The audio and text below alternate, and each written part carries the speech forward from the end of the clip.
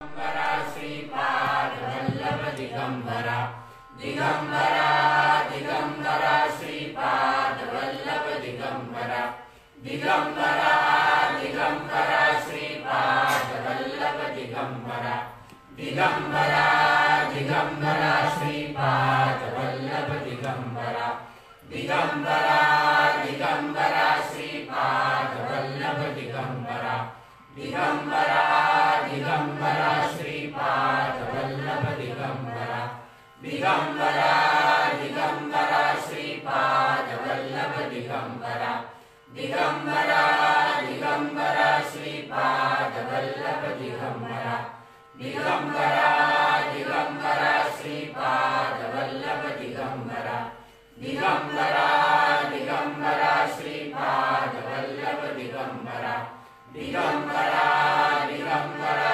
श्रीपाद वल्लभ दिगंबरा दिगंबरा दिगंबरा श्रीपाद वल्लभ दिगंबरा अवधूत चिंतन श्री गुरुदेव दत्त दत्त दत्त।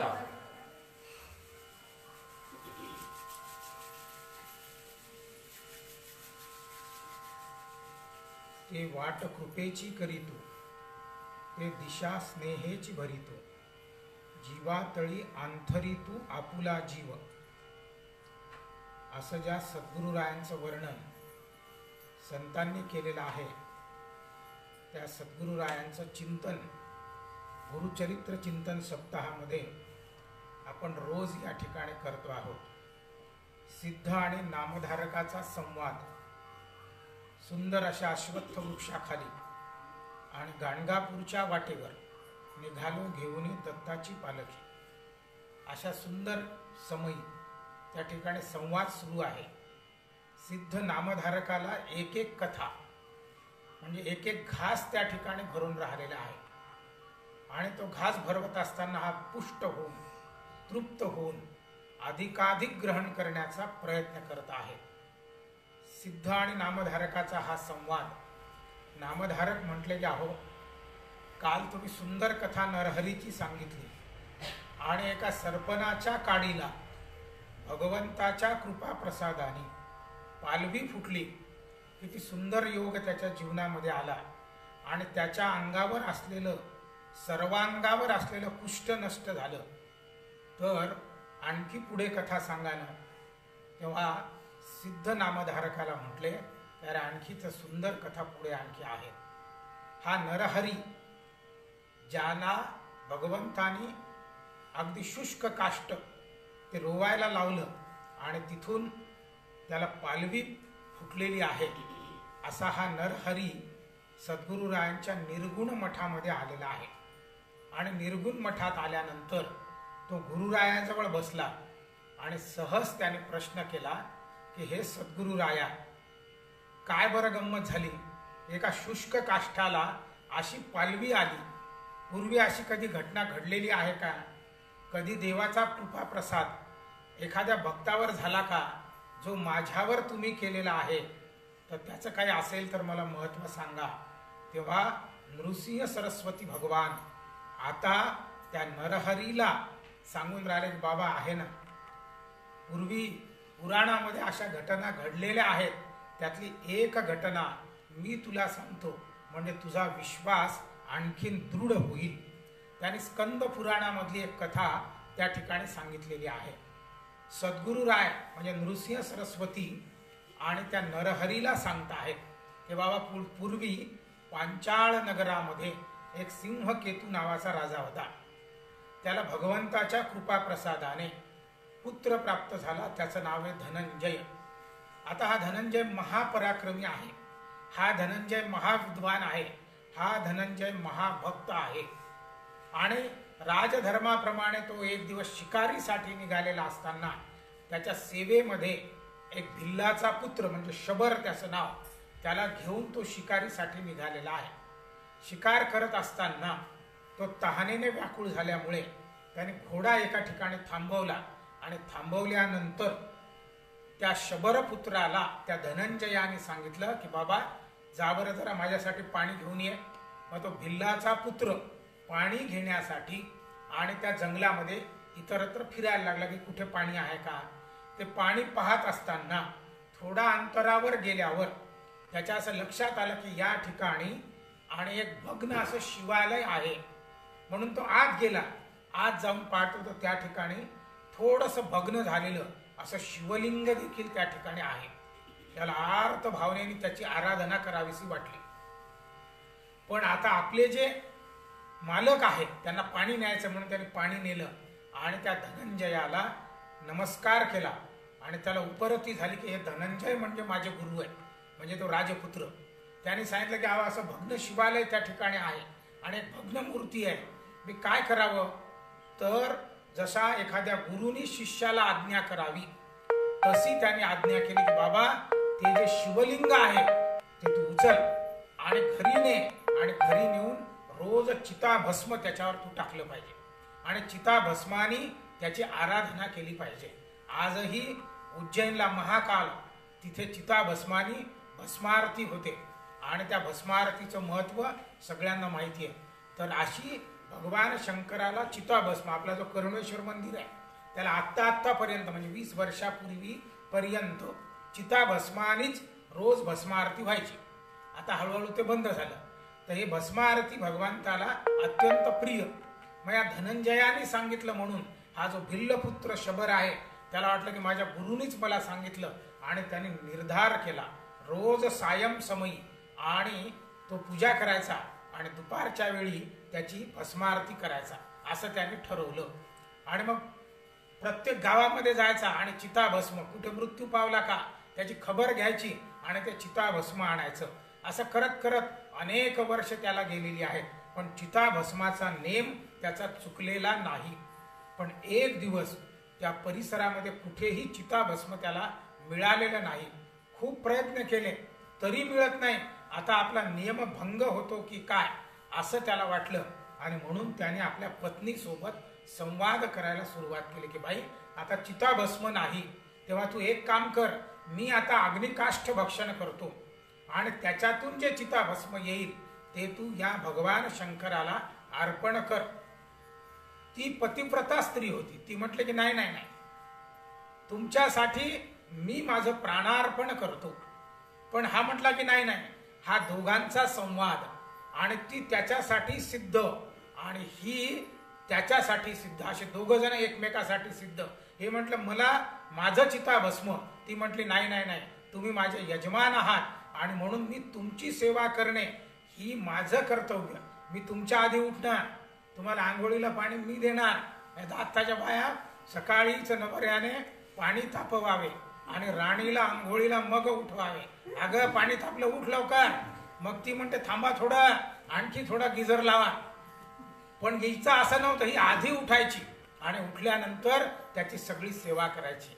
मग शेवटी दोघांच्या वादानंतर ती पतिव्रता स्त्री आणि ती मात्र जिंकली आणि तिने सांगितलं की नाही नाही, तुम्ही माझं चिताभस्म करा. मग याने मान्यता दिली की काय हरकत नाही. त्या शबराचं घर असं झोपडी वजा असल्यामुळे तिने सांगितलं तू घरात बस आणि घरात बसल्यानंतर त्या घराला अग्निकाष्ठ रूपामध्ये रूपांतरित केलं. त्याला अग्नी दिलेला आहे. ते भडभड भडभड तो अग्नी त्या ठिकाणी लागला आणि चिताभस्म हिचं तयार झालेला आहे. हा आराधनेला बसला भिल्ल असा शबरकुमार आणि भगवान शंकराची आराधना करून राहिला. नमः शंभवेच मयोभवेच शंकरायच मयस्करायच शिवायच शिवतरायच अशी आराधना करायला लागला. आणि आराधना केल्यानंतर भस्मारती करण्यासाठी भस्म लावावं म्हणून त्याने आपल्या पत्नीला आवाज दिला. अगं अगं म्हणजे सामर्थ्यवान, अगं म्हणजे दैदिप्यमान, अगं म्हणजे सगळ्यांना सांभाळणारी. म्हणून पत्नीला अगं म्हणण्याची पद्धत आहे. म्हणून त्याने आवाज दिला अगं. अगं म्हटल्याबरोबर ही त्याची पत्नी आणि साक्षात स्वरूपामध्ये जिवंत होऊन तिथे आलेली आहे आणि त्या शबरकुमाराच्या हातामध्ये आणि तिने ती चिताभस्म त्या ठिकाणी दिलेला आहे. सर्वत्र जय जयकार. याला अतिशय आनंद झाला. भगवान शंकराची कृपा त्या ठिकाणी झालेली आहे आणि म्हणून जो कोणी चिताभस्मानी अशा पद्धतीने भगवंताची आराधना करेल, भस्मारतीला उपस्थित राहील, त्याला या जीवामध्ये तर सुख प्राप्त होते परंतु पारलौकिक सुख देखील प्राप्त होतात. आणि म्हणून नृसिंह सरस्वती त्या नरहरीला सांगतात की बाबा त्या अग्निकाश जे अग्नी तुझं त्या ठिकाणी तिने भक्षण केलं आणि चितेतून ती उत्पन्न झाली. जशी ती उत्पन्न झाली त्याच पद्धतीने या शुष्क काष्ठाला या आणि मी पालवी निर्माण केलेली आहे अशी कथा त्याला सांगितल्यावर हा नरहरी अत्यंत प्रसन्न झालेला आहे. आणि त्याने सांगितलं की महाराज आता मला तुमच्याच सेवेमध्ये राहायचं आहे. मग सांगितलं की तुझ्या पत्नीला बोलावून घे. याचा दिव्य देह धारण झाल्यामुळे पत्नी आली त्या ठिकाणी. त्या दोघांना संस्कार अत्यंत आनंदाने गुरुमंत्र दिलेला आहे, आशीर्वाद दिलेला आहे आणि सांगितलं की बाबा तुला 3 पुत्र होतील. 3 पुत्रानंतर तुझ्यातला एक जो पुत्र आहे तो योगी होईल आणि माझी सेवा करेल. आजपासून तुझं नाव नरहरी नाही तर जागेश्वर, आणि म्हणून जागेश्वर त्याचं नाव ठेवलं. आणि मग नंतर हा प्रसिद्ध असा त्यांचा भक्त आणि योगी त्याच्या पोटी निर्माण झाले आणि ते नृसिंह सरस्वतींची सेवा आजन्म त्यांनी केलेली आहे. अशी कथा सिद्ध नामधारकाला सांगून राहिलेली आहे. त्यांनी सांगितलं की का हो तुम्ही सगळ्यांच्या कथा सांगून राहिले. नामधारक सिद्धांना म्हणतात माझ्या पूर्वजांची कथा सांगा ना, त्यांनी काय सेवा केली. तेव्हा सिद्ध म्हणाले बाबा तेही सांगतो. तुला आठवते का मी तुला कथा सांगितली बासर क्षेत्रातली. सायमदेव हे जे तुझे पूर्वज आहेत, ग्रामाधिकारी होते बासरचे, ते सेवानिवृत्त झाल्यानंतर त्यांच्या गावाला म्हणजे कडगंजी या ठिकाणी, मी आता त्या दिवशी तुम्हाला सांगितलं जिथे गुरुचरित्र निर्माण झालेलं आहे, अत्यंत सुंदर मूर्ती आजही त्या ठिकाणी आहे. तर त्या कडगंजीला हे सायमदेव आपल्या गावामध्ये आलेले आहेत सेवानिवृत्त झाल्यानंतर. आणि त्या ठिकाणी काही काळ दत्ताची आराधना करत असताना त्याला पुन्हा स्मरण झालेलं आहे आणि भगवान नृसिंह सरस्वतींची कीर्ती त्याच्यापर्यंत पोहोचलेली आहे की भगवान दीनदुबळ्यांवर कृपा प्रसाद करतात, पतितांना पावन करतात. आणि असे भगवान नृसिंह सरस्वती त्यांना मी भेटायला गेला पाहिजे. आणि म्हणून एक दिवस तो सायमदेव सकाळीच उठलेला आहे आणि भर त्याने तयारी करून तो आणि गाणगापूर क्षेत्राला आलेला आहे.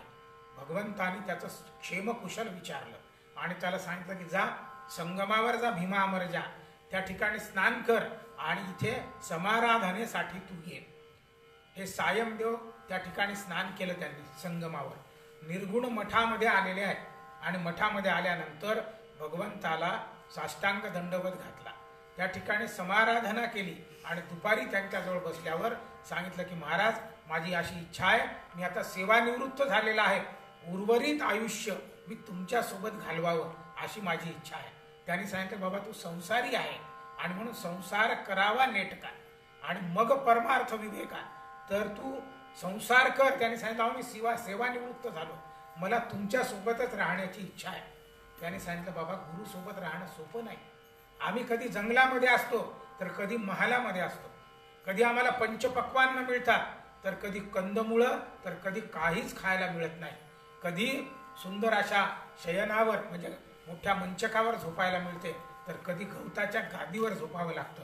आमचं काहीच खरं नाही आणि तू काय सेवा करणार. त्याने सांगितलं की नाही महाराज मला राहायचंच. तेव्हा त्याची ती जी आर्तता पाहून सद्गुरुरायांनी सायमदेवाला सांगितलं की बाबा ठीक आहे काय हरकत नाही, राहा माझ्यासोबत.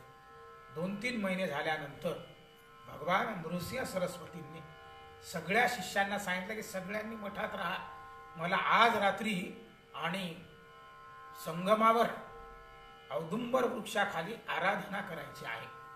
आणि या सायमदेवाला सांगितलं की बाबा तू चल माझ्यासोबत. याला अत्यंत आनंद झाला की सद्गुरु रायांसोबत राहायला मिळणार. म्हणून तो त्या ठिकाणी संगमावर 2 जण गेलेले आहेत. सायंकाळची वेळ टळून गेली. सद्गुरुराय आराधनेमध्ये बसले. याला समोर बसवलेला आहे. हा जपजाप्य करून राहिलेला आहे. तितक्यात कडकड कडकड असा विजांचा आवाज, थंड वारा त्या ठिकाणी सुटलेला आहे. रात्रीची वेळ झालेली आहे. विजा चमकून राहिलेल्या आहेत आणि अशा वेळी त्या जंगलामध्ये हे दोघंच असताना सद्गुरुरायांनी या सायमदेवाला सांगितलं की बाबा मला थंडी वाजून राहिलेली आहे, तू एक काम कर गावात जा आणि विस्तव घेऊन ये. आणि मग त्याला आज्ञा केल्याबरोबर यांनी मान्य केलं ना. बरं आला. तोपर्यंत गावाच्या वेशी लागलेल्या होत्या आणि त्या वेशीवरचे एसकर ज्याला म्हणतात वेसकर, त्या वेशीवाल्यांना त्यांनी आवाज दिला आणि सांगितलं. वेश उघडायला ते तयार नव्हते, याला गावात घ्यायला तयार नव्हते. पण याने सांगितलं सद्गुरुरायांनी फक्त मला आणि विस्तव आणायला सांगितलेलं आहे. तेव्हा त्या पहारेकऱ्यांनी, त्या वेसकरांनी त्याला एका तांब्यामध्ये, भांड्यामध्ये आणि असा विस्तव दिलेला आहे आणि त्याला रवाना केलेला आहे. जंगल ते वेस आणि तो जो औदुंबर आहे याच्यामध्ये 2-3 किलोमीटरचं अंतर आहे. हा भरभर चालायला लागलेला आहे. कडकड विजांचे आवाज, थंडगार वारा आणि अशा स्थितीमध्ये हा भयभीत होऊन राहिलेला आहे. श्वापदांचे आवाज त्या ठिकाणी येऊन राहिलेले आहे आणि वीज चमकल्याबरोबर त्याने आजूबाजूला पाहिलं तर 2 मोठमोठे भले मोठे सर्प त्याच्या दोन्ही आजूबाजूला. इतक्या थंडी आणि पावसाच्या परिस्थितीमध्ये याला दरदरून घाम आलेला आहे. हा भयभीत झालेला आहे, परंतु गुरुची आज्ञा आहे म्हणून तो त्या ठिकाणी भर जसं काय डोळे लावून चालतो की काय इकडे तिकडे न पाहता तो सद्गुरु रायांजवळ आलेला आहे आणि सद्गुरु राय त्याची परीक्षा घेत आहेत.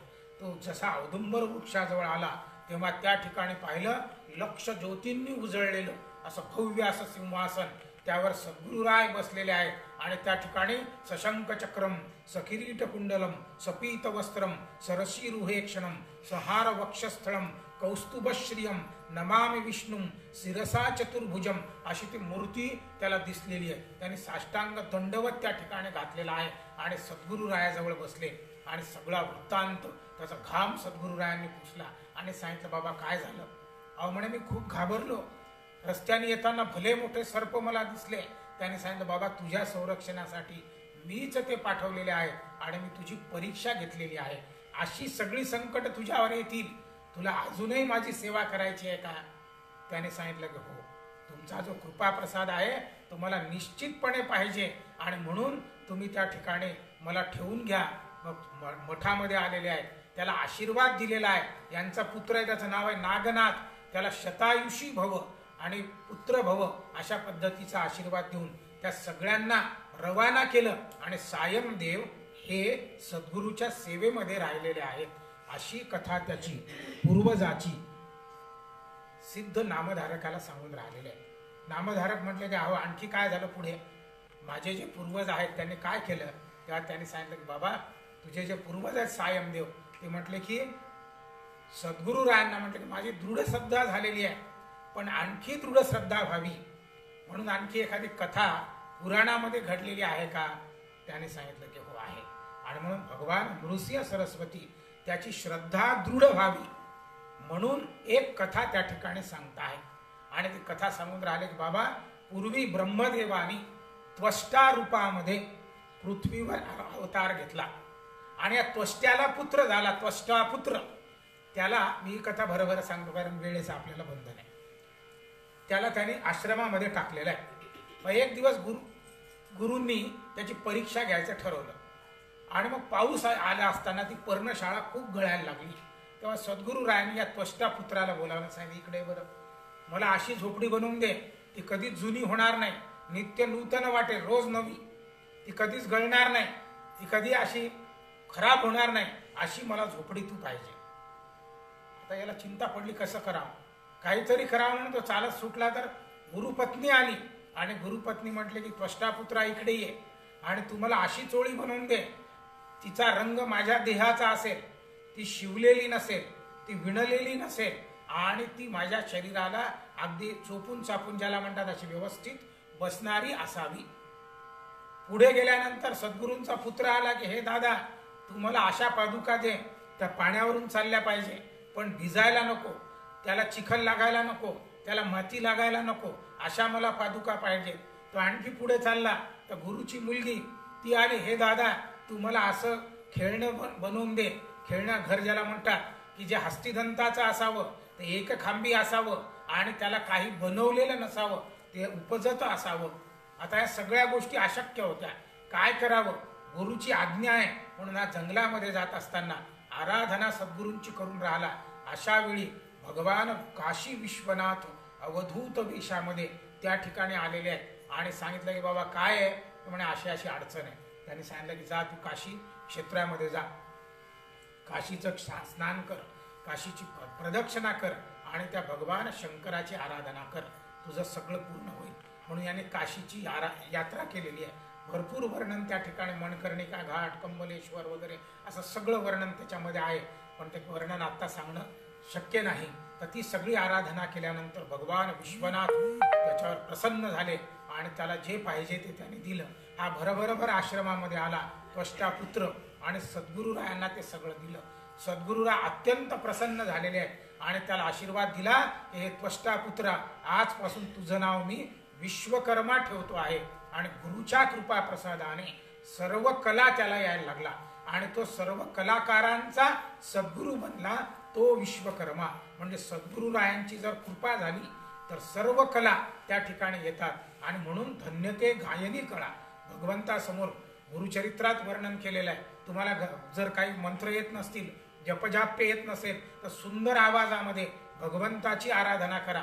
सुंदर आवाजामध्ये राग संगीत अशा पद्धतीचे करून त्या ठिकाणी तुम्ही रागज्ञानासह जर आराधना केली तर तुम्हाला कृपेचा वर्षा होतो. म्हणून आजही जे सर्व म्हणजे अजित कडकडे असतील, लता मंगेशकर असतील, सुरेश वाडकर असतील, हे सगळे जण मोफत एकही पैसा न घेता त्या ठिकाणी आवर्जून सेवा करायला येतात. कारण ज्याला अजित कडकडे वगैरे तर त्या स्वतः पत्र टाकतात आणि सेवा द्या. ज्या अजित कडकडेंना आपल्या गावामध्ये बोलावण्यासाठी अपॉइंटमेंट घ्यावं लागतात, हजारो रुपये द्यावं लागतात आणि तेव्हा कुठे वर्ष 2 वर्षांनी अपॉइंटमेंट मिळते. ते संगीतकार, गीतकार पत्र लिहितात कारंजाला, पत्र लिहितात गाणगापूरला, पत्र लिहितात नरसोबाच्या वाडीला की आम्हाला सेवेची संधी द्या. आणि मग तिथून पत्र जाते की तुम्ही या दिवशी या, इतक्या वाजता या, इतके ते इतकाच तुमचा कार्यक्रम राहील. आणि ते अत्यंत आर्त भावनेने भगवंताची आराधना करतात, त्यांच्यावर कृपेचा वर्षा होतात. सांगतात की बाबा गुरुकृपेनी हे विश्वकर्मा स्वरूप त्या त्वष्टा पुत्राला प्राप्त झालेलं आहे. असं सगळं वर्णन केल्यानंतर सायमदेव नृसिंह सरस्वतींना म्हटले की काहो तुमच्या सोबत मला काशी यात्रा करण्याची इच्छा आहे. भगवंताने सांगितलं डोळे मीट आणि त्यांना काशी यात्रा त्यांनी करवून आणलेली आहे. त्यांच्या घराण्यावर आणि अत्यंत आशीर्वाद देऊन हे सायमदेव त्यांच्या सोबत राहिलेले आहेत. सिद्ध आणि नामधारकाचा हा संवाद आणि अश्वत्थ वृक्षाखाली सुरू आहे. नामधारक म्हटला की काहो आणखी काही कथा सांगा. त्यांनी सांगितलं सांगतो बाबा, आणखी तुला मी कथा सांगतो. सद्गुरुरायांनी अनेकांवर कृपा प्रसाद केलेला आहे आणि तो कृपा प्रसाद कशा पद्धतीने आहे ते सांगत असताना त्यांनी सांगितलं की ज्या दिवशी ही सगळी कथा आणि सायमदेवाला सांगितली आणि त्याच्या पत्नीला ज्यावेळेस रवाना करायची वेळ आली त्या दिवशी अनंत व्रताचा दिवस होता, अनंत चतुर्दशी. त्या अनंताची कथा या ठिकाणी त्यांनी सांगितलेली आहे. ती अनंताची कथा दरवर्षी आपण ऐकलेली आहे. सुमंतू नावाचे मी तुम्हाला काल मंत्र सांगितला, ओम नमो भगवते सुमंतू द्विजाय नमः. हा मंत्र जर केला तर आर्थिक चणचण जी आहे ती निश्चितपणे कमी होते. अनेकांना लोक त्याच्यासाठीच जगतात, पोट आणि पोटाखालचा भाग. पण पोटाच्या वर एक हृदय आहे, त्याला मन म्हणतात. त्याच्यावर एक मेंदू आहे, त्याला बुद्धी म्हणतात. ती जर जागृत करायची असेल तर हा मंत्र आपण म्हटला पाहिजे आणि मग आपल्याला बॅलन्सिंग राहते. म्हणजे ऐहिक आणि पारलौकिक सुख प्राप्त होतात. आणि अनेक वेळा आपल्याला ह्या चणचणी जर दूर करायच्या असतील तर अशी आराधना, काही साधनं आपण केली पाहिजेत. त्याच्यामध्ये सुमंतूची कथा आहे. आपल्या सगळ्यांना ती माहिती आहे की हे जे सुमंतू आहेत त्यांची पत्नी होती, तिचं नाव दीक्षा. त्यांना एक पुत्री झाली, तिचं नाव सुशीला. ती दीक्षा वारली, मग या सुमंतीने दुसरं लग्न केलं. ती बाई कर्कशा होती, कजाग होती. ज्या घरामध्ये पत्नी अशांत आहे, लक्षात घ्या की पतींची जबाबदारी आहे, पत्नीला अशांत ठेवू नये. तिला पाहिजे त्या पद्धतीने म्हणजे घर सुंदर चालावं म्हणून काही गोष्टींचा अधिकार तिला दिला पाहिजे. हा समन्वयाने धर्मेच अर्थेच कामेच नातिचरामी असा आपण त्या ठिकाणी प्रण केलेला आहे लग्नामध्ये. म्हणजे धर्मकार्यामध्ये मी तिच्याशी सल्ला करीन, अर्थकार्यामध्ये मी तिच्याशी सल्ला करीन. सल्ला म्हणजे दोघांची मिळून, नाही तर तुम्हीच खर्च केला आणि त्याला काहीच विचारायचं नाही असंही नाही. दोघांनी मिळून धर्मकार्य करायचं आहे तर तिला सोबत घेतलं पाहिजे, अर्थकार्य करायचं आहे तिला सोबत घेतलं पाहिजे, कामकार्य करायचं आहे म्हणजे घरातल्या ज्या वस्तू आहेत त्या देखील आणायच्या असतील तर एकमेकाच्या सल्ल्याने. पण ज्या घरामध्ये पत्नी अशांत आहे ते घर आपुलेनी रंगे येत होती हो साजनी. ज्ञानेश्वरांनी सुंदर विरहिणी लिहिलेली आहे. तव वनवासीये की आळंगिले गे माये, बोले ना बोलू देईना. वनवास म्हणजे प्रभू प्रेमाची जर प्रचिती नसेल, त्या घरामध्ये भगवंताची आराधना नसेल, तर तो घर संसार नसून वनवास आहे, हे लक्षात घ्या. तसं ही कर्कशा पत्नी, ही या सुमंताची जी मुलगी आहे, तिला सुशिलेला त्रास द्यायची. एक दिवस त्या त्रासाला कंटाळून याने ठरवलं की हिचं लग्न करायचं. कौंडिन्य ऋषी सोबत लग्न केलेलं आहे. मग तो त्रास पाहून कौंडिन्याने ठरवलं की हिला घेऊन जायचं. रस्त्यामध्ये अनंताचं व्रत त्यांनी पाहिलं. तो दोरा आणि त्या सुशिलेने आपल्या हातामध्ये घातला. त्या कौंडिन्य ऋषींना राग आला. त्यांनी त्या अनंताचा अपमान केला. सगळी कथा सगळ्यांना माहिती आहे. आणि मग याला दुःख प्राप्त झालं. पुन्हा अनंत व्रत केल्यानंतर ते सगळं दुःख नष्ट होऊन अनंताचं व्रत अनंत चतुर्दशीच्या दिवशी करतात तो दोरा. आणि दरवर्षी तो नूतनीकरण त्याचं होते. ती सगळी कथा आपल्या सगळ्यांना माहिती आहे. ही सुमंत द्विजाची कथा या ठिकाणी त्यांनी अनंत व्रताची कथा सांगितलेली आहे. तेव्हा ती कथा ऐकल्यानंतर अतिशय आनंद आणि याला झालेला आहे सायम देवाला. आणि त्याने कानडी भाषेमध्ये सुंदर असं एक गीत, त्याच्यामध्ये कंडे निंदू वगैरे गुरुचरित्रामध्ये ते आहे, त्याचं वाचन देखील त्या ठिकाणी होते, ते त्या ठिकाणी केलेलं आहे. आणि अत्यंत आनंदाने तो सद्गुरूंची सेवा करायला लागलेला आहे. तेव्हा सिद्ध नामधारकाचा संवाद त्याने सांगितलं की का हो आणखी काही कथा त्याने सांगतो ना म्हटलं. पूर्वी गाणगापूर क्षेत्रामध्ये एक तंतिक नावाचा विणकर होता आणि तो सद्गुरूंची रोज आराधना करायचा. त्या काळापासून आतापर्यंत नेहमीच महाशिवरात्रीला शैल यात्रा करण्याची पद्धत आहे. आणि साधारणतः त्या परिसरामध्ये जी मंडळी आहेत ती श्री शैले मल्लिकार्जुनाचं शिवलिंग त्या ठिकाणी आहे. आणि म्हणून गाणगापूरची सगळी मंडळी त्यांनी ठरवलं की शिवरात्रीला आपल्याला आणि मल्लिकार्जुनाला जायचं आहे. म्हणून पदयात्रेसाठी खूप आधी सर्व मंडळी निघालेली आहे. या तंतिकाचे आई वडील देखील त्या आणि यात्रेसाठी निघालेले आहेत. यालाही म्हटलं सद्गुरूने की बाबा तू पण जा ना. याने सांगितलं की नाही, तुम्हीच माझे मल्लिकार्जुन, तुम्हीच माझे सर्व, आणि म्हणून तुम्हीच माझे असल्यामुळे मी इतरत्र जाणार नाही. तुम्हीच मल्लिकार्जुन स्वरूप असल्यामुळे मी याच ठिकाणी तुमची सेवा करणार. म्हणजे काही हरकत नाही. ही मंडळी मजल दर मजल करत करत निघाली आणि श्रीशैले मल्लिकार्जुन अशा त्या ठिकाणी श्रीशैल पर्वताची आणि प्रदक्षिणा आणि मल्लिकार्जुनाचं दर्शन असं करण्यासाठी ते निघाले मजल दर मजल करत. शिवरात्र उजाडली. हा तंतिक सद्गुरू रायांजवळ आला आणि आल्यानंतर दर्शन घेतलं आणि सांगितलं की का हो सगळी मंडळी मल्लिकार्जुनाला गेली असतील नाही का. अशी चर्चा केल्याबरोबर भगवान नृसिंह सरस्वती या तंतिकाला म्हटले तुला जायचं का. ते म्हटले नाही हो तुम्हीच आहात. नाही म्हटलं आपण गेलं पाहिजे. आणि मग सद्गुरू रायांनी सांगितलं की बस माझ्या समोर. त्याला समोर बसवलं. स्वतः देखील पद्मासन घातलं. त्याला पद्मासन घालायला लावलं. त्याचे 2 हात आपल्या हातामध्ये धरले आणि सांगितलं चल डोळे मिट. आणि डोळे मिटल्याबरोबर आकाश मार्गाने हा तंतिक आणि भगवान नृसिंह सरस्वती पाताळ गंगेला आलेले आहेत.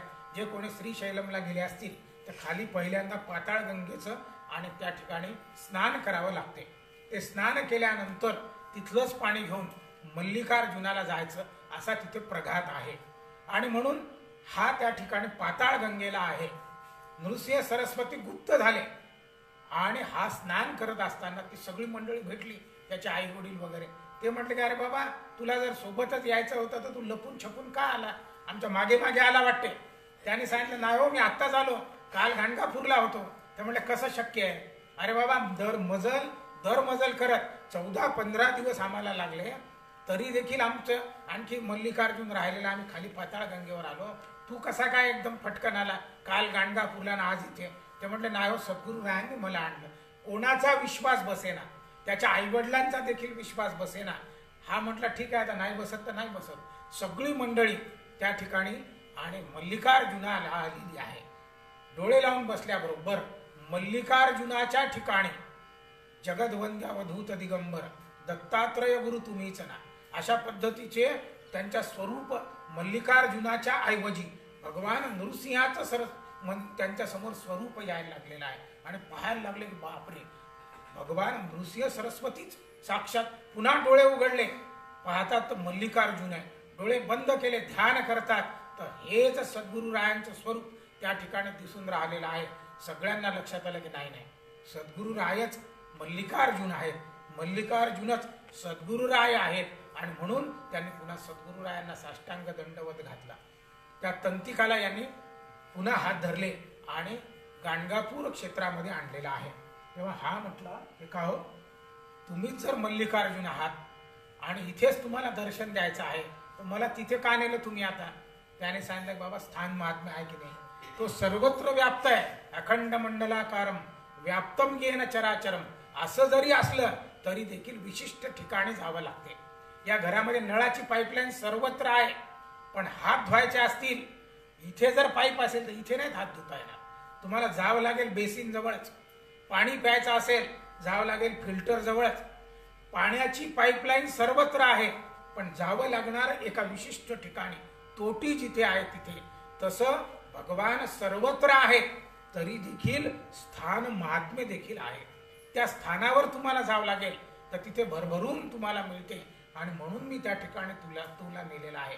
म्हटले का हो, याचं काही कथा आहे का पुढे? त्याने सांगितलं आहे. ती कथा तुम्हाला मी सांगतो. नृसिंह सरस्वती त्याला आता कथा सांगायला लागलेली आहे की पूर्वीच्या काळी आणि किराट नावाच्या प्रदेशामध्ये एक विमर्शन नावाचा राजा होता. त्याची आणि पत्नी होती, तिचं नाव होतं कुमुदवती. हे दोघं भगवान शंकराचे भक्त. पण या राजामध्ये एक दोष होता, तो मांस भक्षण करायचा. तेव्हा ती कुमुदवती म्हटले की का तुम्ही एवढे भगवान शंकराचे भक्त, एवढं दान धर्म करता, एवढं सगळं असून सुशील आहात, पण तरी देखील असं का करता? त्याने सांगितलं बाई, पूर्वजन्माचं सुकृत आहे आणि म्हणून त्या पूर्वजन्माच्या योगाने मला हा दोष आलेला आहे. परंतु विशेष स्थानावर असल्यामुळे मला त्या स्थान महात्म्याच्या कृपा प्रसादाने या राजगृहामध्ये जन्म प्राप्त झालेला आहे. म्हणजे काय झालं? म्हणून त्यांनी पूर्वीचा जन्म तिला आणि स्वतःचा आठवला आणि सांगायला सुरुवात केली. ती पण कथा मी बरोबर सांगतो. त्याने सांगितलं बाई, मी पूर्वीच्या जन्मामध्ये श्वान होतो, म्हणजे कुत्रा होतो. आणि शिवरात्रीच्या दिवशी मी असाच स्मशानामध्ये राखेवर बसलेला असताना तिथे शिवमंदिर होतं आणि त्या शिवमंदिरामध्ये काही खायला मिळते का असं पाहायसाठी मी त्या ठिकाणी आलो. आणि आल्यानंतर तिथे जी पूजा करणारी मंडळी होती त्यांनी मला हाकलायला सुरुवात केली. आणि हाकलल्याबरोबर मी असा पळालो शंकराच्या पिंडी होती, तर इकडच्या लोकांनी मला हाकललं, तर मी असा. त्याला सव्य आणि अपसव्य प्रदक्षिणा म्हणतात. म्हणून सगळ्यांनी लक्षात घ्या, जेव्हा जेव्हा आपण महादेवाला जाऊ तर पूर्ण प्रदक्षिणा करायची नाही. घालीनं लोटांगण वंदीनं चरण लागली भर फिरतो आपण. महादेवाच्या ठिकाणी फिरायचं नाही, ती पण नाही करायची प्रदक्षिणा. समोर पाहायचं आणि त्याचं दर्शन करायचं. तशी या कुत्र्याला सव्य आणि अपसव्य अशी प्रदक्षिणा त्या ठिकाणी झालेली आहे. आणि त्याच्या योगाने मी या ठिकाणी जन्माला आलो. तू कोण होती? तर पूर्वीच्या काळी तू एक कपोत नावाची पक्षीण होती आणि तुझ्या तोंडामध्ये मांस होतं. आणि ते मांस असताना एक घार तुला मारण्यासाठी आली आणि तू जीवाच्या आकांताने हा जो शैल नावाचा पर्वत आहे त्या पर्वताभोवती फिरायला लागली, घिरट्या घालायला लागली जीवाच्या आकांताने.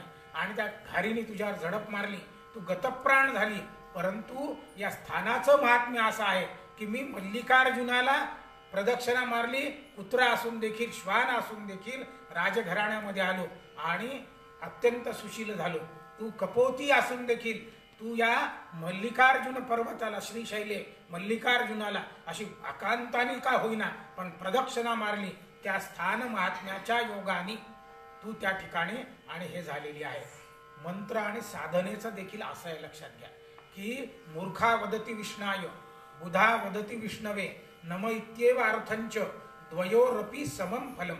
काही काही लोक म्हणतात आर्थ भावने, एकदा तुम्ही शिकले तर ते शुद्ध म्हणा, पण न शिकता जर परमेश्वराची जशी करता येईल, माझी या बोबडिया बोला, जसे बोबडे बोल असतील भगवंताची आराधना करा, तो त्याचा अर्थ सरळ घेतो आणि तेवढा कृपा प्रसाद तुम्हाला तो देतो. म्हणजे देतोच.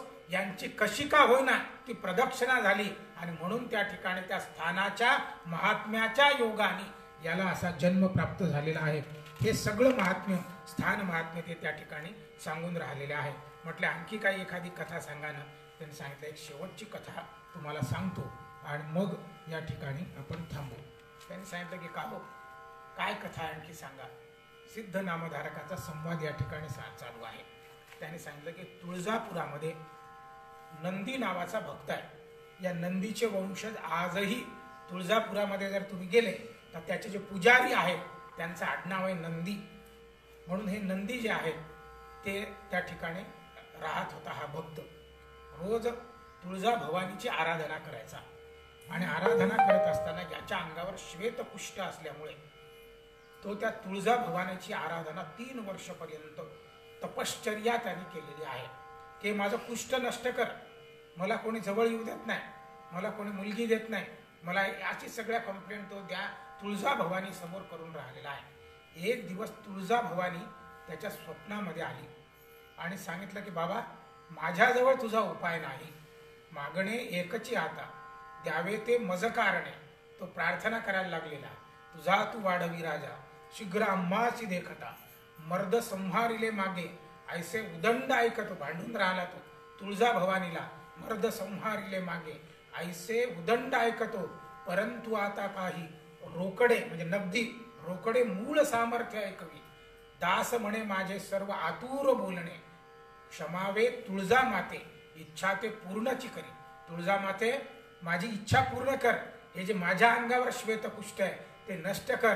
त्याने सांगितलं बाबा माझ्या बसची ही गोष्ट नाही, तुझा जो रोग आहे तो आराधना देखील लक्षात घ्या होमिओपॅथी सारखी आहे, सगळ्याच पुरतील असं नाही, पण जी तुमच्या देहाला तुमच्या पिंडाला जो परमेश्वर पावणार आहे तो भेटणं मुश्किल आहे. होमिओपॅथी सारखं होमिओपॅथीत 1000 गोळ्या असतात, पण तुमच्या रोगावर ती जी गोळी एक भेटली की तुमचा रोग 1 मिनिटात गायब होतो.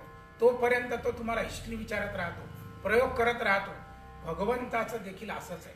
आपण आराधना करत राहायची, पण एक दिवस जीवनामध्ये अशी आराधना मिळते की क्रिया पालटे तात्काळ.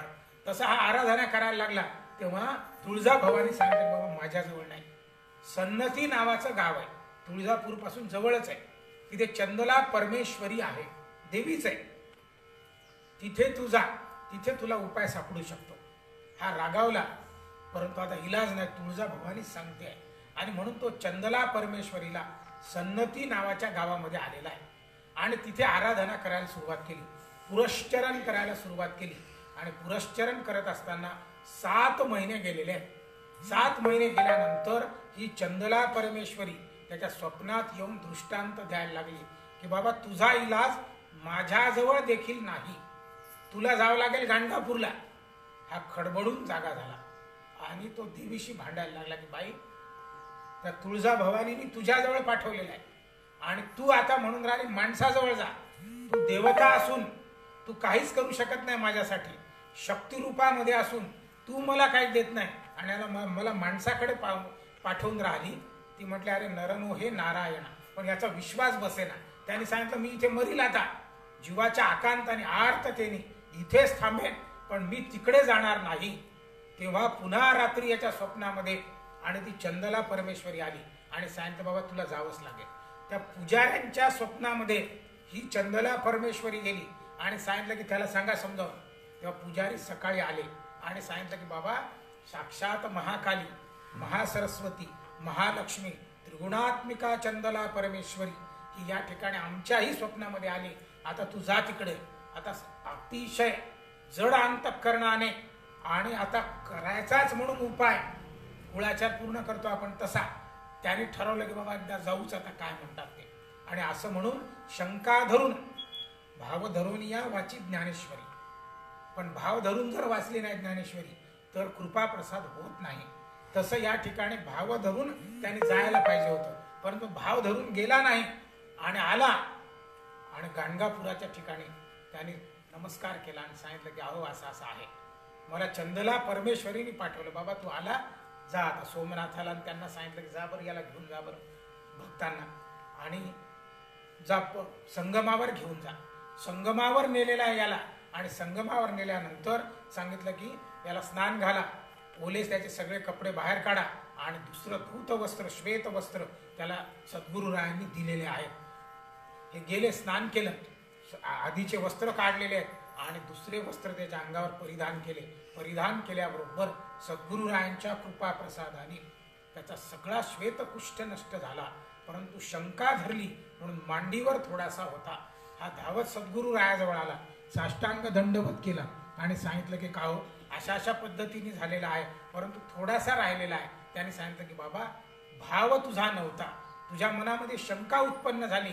निशंक अंतःकरणाने भगवंताशी तादात्म्य पावलं पाहिजे आणि तोच माझा सद्गुरू आहे, तोच माझा सर्व करता आहे आणि करता करविता तोच आहे. अशा आर्त भावनेने तू त्याच्या जीवनामध्ये रंग भरला पाहिजे. त्याच्या कार्यात रंग भरला तर तो तुझ्या जीवनामध्ये रंग भरतो. आणि त्या शंकेमुळे हे सगळं झालेलं आहे. तेव्हा आता तू माझ्याजवळ राहा, या ठिकाणी कवित्व कर, कविता रोज तू रच आणि भगवंताला अर्पण कर. त्याने सांगितलं का मला तर बिलकुल अज्ञान आहे, मला तर येत नाही, फार काही येत नसल्यामुळे कसं काय होईल. सद्गुरुरायांनी सरस्वतीचा संस्कार, आद्य शंकराचार्यांनी सरस्वतीचे संस्कार त्यांच्यावर केलेले आहेत. पंडित मंडन मिश्रावर देखील सरस्वतीचा संस्कार आहे. इतकंच काय, बाळशास्त्री हरदास होते, आत्ताची घटना आहे नागपूरला, त्यांच्यावर भगवान कांची कामकोटीच्या शंकराचार्यांनी सरस्वतीचा संस्कार केलेला आहे. हा सरस्वतीचा संस्कार दत्त मंदिरामध्ये गेलं पाहिजे. ज्यांना सुंदर बोलण्याची इच्छा असते, नारायण बाबाचं मंदिर आहे, दत्ताचं, कोणी नसताना आ करायचा, जीभ बाहेर काढायची आणि जणू भगवान साक्षात दत्तात्रय, भगवान श्रीपाद श्रीवल्लभ, भगवान नृसिंह सरस्वती आपल्यावर जिभेवर संस्कार करतायत सरस्वतीचा. म्हणून त्या ठिकाणचं फक्त गुप्तते गुप्त राखावे. आपण करून पाहायचा प्रयोग आणि त्या ठिकाणी जायचं. तिथली विभूती ती पण लवकर सापडत नाही. अशा ज्या विभूती आहेत की नाही, आता यांनी पिठापुरमची विभूती आहे, एक दिवस आपल्या सगळ्यांना बुद्धी झाली लावायची. ते त्यांनी म्हटलं की लावायची म्हणून लागली, ती त्यांना बुद्धी त्यांनी दिली. परी तोच होय मुखी वक्ता. इतर वेळी आपल्या कोणाला बुद्धी झाली नाही, कारण तोच आहे. आजही होते की नाही माहित नाही, तिथे ठेवलेली आहे पण विभूती भेटत नाही. हा सगळ्यांच्या प्रसादामध्ये भेटत नाही, तशी ती घ्यायची आणि जिभेवर सोडायची आणि आर्ततेने ऐं ह्रीं क्लीं श्री सरस्वत्यै स्वाहा सद्गुरूचं वर्णन गुणगान करायचं. आणि सद्गुरूचा कृपा प्रसाद, पंडा बुद्धी आपोआप जागृत होते. कालिदासाची पंडा बुद्धी महाकालीने अशीच जागृत केलेली आहे, तशी ती त्या ठिकाणी या आणि नंदी नावाच्या त्या शिष्याची भगवंतानी म्हणजे नृसिंह सरस्वतींनी जागृत केलेली आहे आणि जिभेवर त्याच्या सरस्वतीचा संस्कार केलेला आहे. सिद्ध आणि नामधारकाचा हा संवाद आणि अश्वत्थ वृक्षाखाली सुरू आहे. तो सुरू असताना नामधारक म्हटले की काहो आणखी कथा सांगा ना, आणखी कथा सांगा. त्याने सांगितले की बाबा आणखी कथा मी तुला सांगणारच आहे, पण उद्या दत्त जयंती आहे, त्याचंही थोडंफार नियोजन आहे. लोकांना वेळ नसतो आणि मग त्यातल्या त्यात वेळ काढून, वेळ विकत मिळत नाही, नाही तर लोकांनी तोही विकत घेतला असता. तर इतकं सगळं हे आहे आणि म्हणून सांगितलं की आजच्या दिवस थांबवा जरा, उद्याची पण सगळी रचना 5-10 मिनिटात करायची आहे. आणि कंटाळा यायला नको लोकांना की अरे बापरे फार लांबण लावतात, नको बा उद्या येणंच नको, असं होऊ नये म्हणून वेळेत सुरू केलं पाहिजे, वेळेत संपवलं पाहिजे असं सिद्ध नामधारकाला म्हणायला लागले. नामधारक म्हटलं की बरोबर आहे तुमचं, बाकीची कथा मी उद्या ऐकणार. अवधूत चिंतन श्री गुरुदेव.